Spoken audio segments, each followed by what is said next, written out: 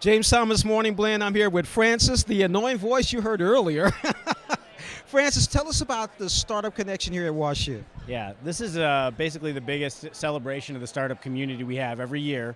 We get about 1,200 of our closest friends to come together, and about 70 to 75 ventures all have a table. They're all here to present. They get a chance to pitch.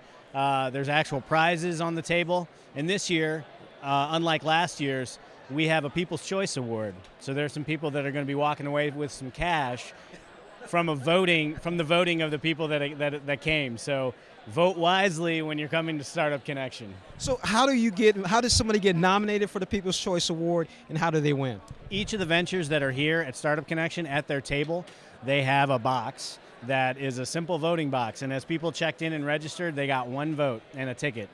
And they're going to get to place that vote into the venture that they think is worthy of first place.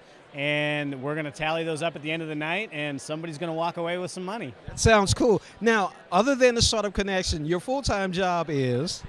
I'm the executive director of I-10, which is the Information Technology Entrepreneur Network. We're a nonprofit resource for scalable tech startups here in the St. Louis region.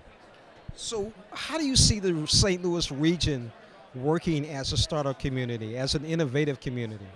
You know, I think it's one of the most collaborative communities in the country, to be honest with you. The people that are here, they're not here for the paycheck, that's for sure.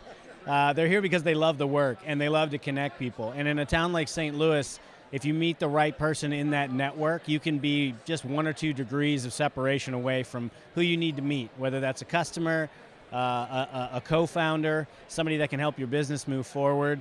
And people are very willing to make those really strong connections here in St. Louis. So it's a lot of fun to be able to work in this environment. Are you originally from St. Louis? I am, yeah. So this is kind of near and dear to me because as you look at businesses leaving this region, if you look at corporations being bought out, the entrepreneurial community is homegrown and it's bottom up, and I think it's the future to keep the talent that we have here, young people here, and to grow the next round of businesses that are going to hopefully employ lots of people in our region. Think we're going to reach that Generation Z?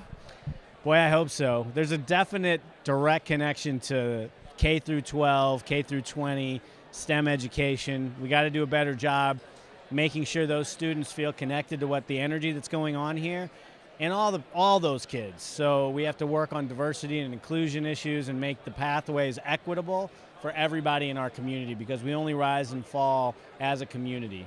Francis, thank you so much for being on Morning Blend. Happy to talk with you. Thanks so much. James